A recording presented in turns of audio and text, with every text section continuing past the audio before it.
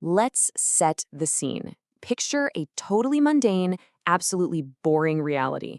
The sky outside is just this heavy, unbroken sheet of gray, and the rain is drumming endlessly against the window pane. It's a Tuesday, but not just any Tuesday. It's the kind of rainy Tuesday that feels like it's going to last forever.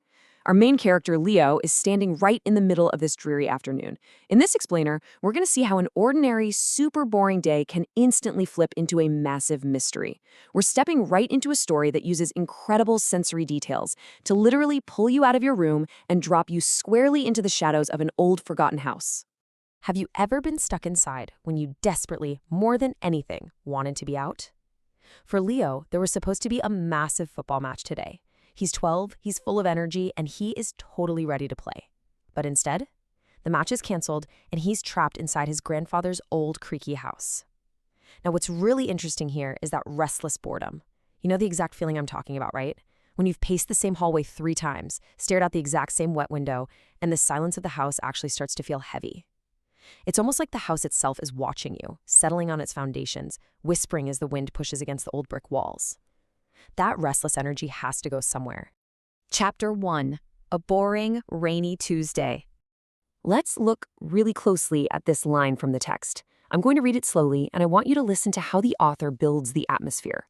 The walls always seem to whisper, but today, the silence was louder than usual. This is such a cool piece of writing.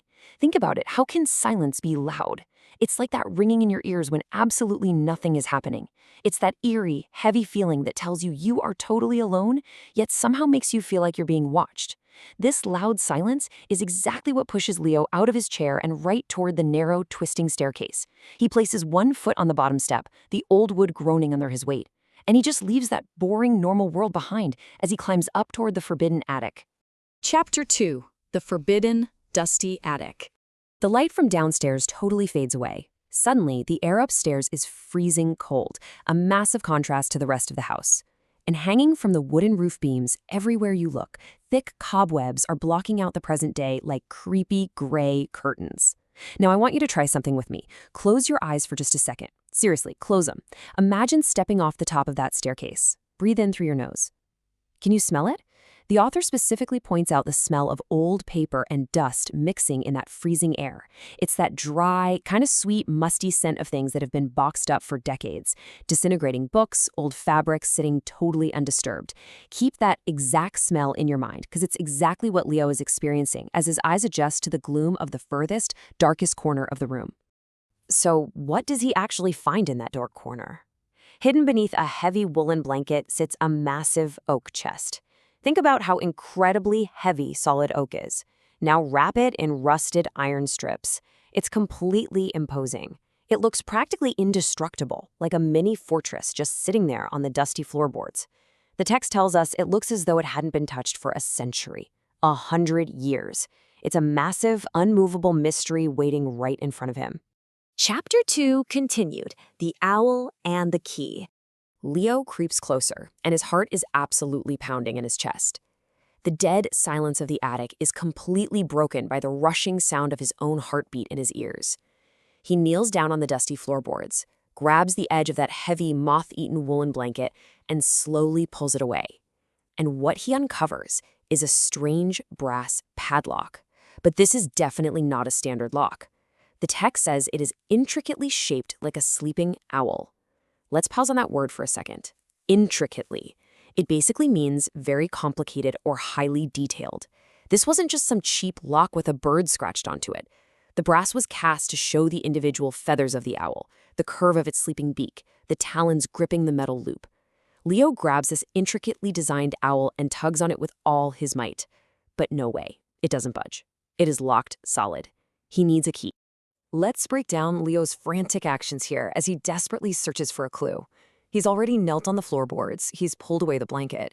Now he's looking around the cluttered attic shelves. Right among the forgotten junk, sitting next to a cracked porcelain vase, he spots an old ceramic mug covered in a super thick layer of grime. It's basically camouflaged by the dirt. Acting on pure instinct, he reaches his hand inside the dark, empty mug. We have another visualization here, and this one is all about touch.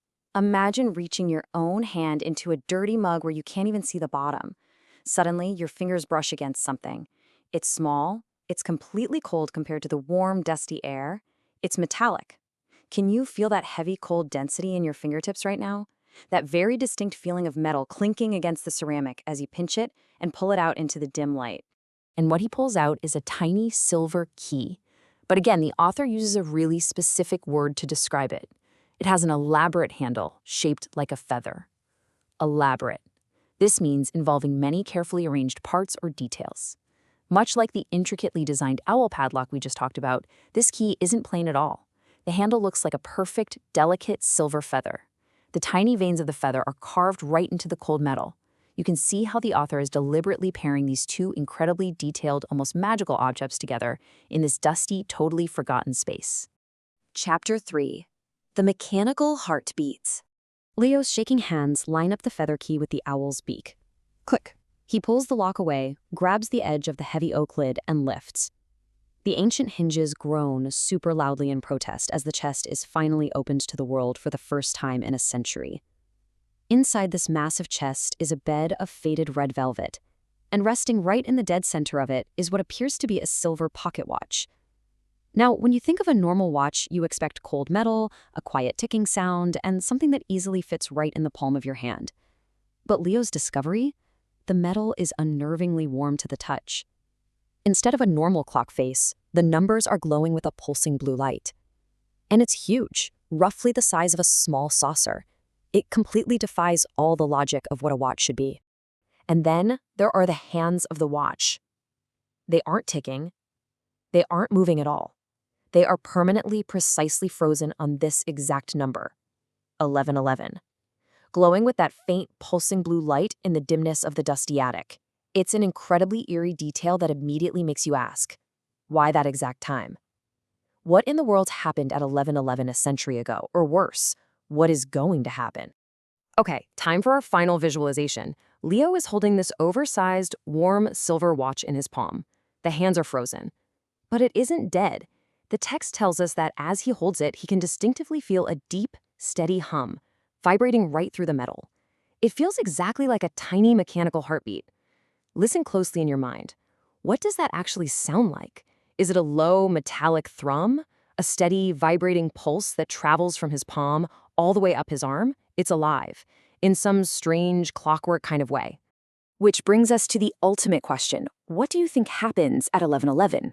We've got this massive oak chest, the intricate owl lock, the elaborate feather key, and now a warm, pulsing, mechanical heartbeat completely frozen in time. The author has set a totally brilliant scene, practically forcing us to turn the page to see what's next. So, here is my challenge to you. Take this question, dive right back into the text, and talk it through with your tutor. Unravel this mystery. Because a rainy Tuesday in a creaky old house is clearly just the very beginning of a much, much larger adventure.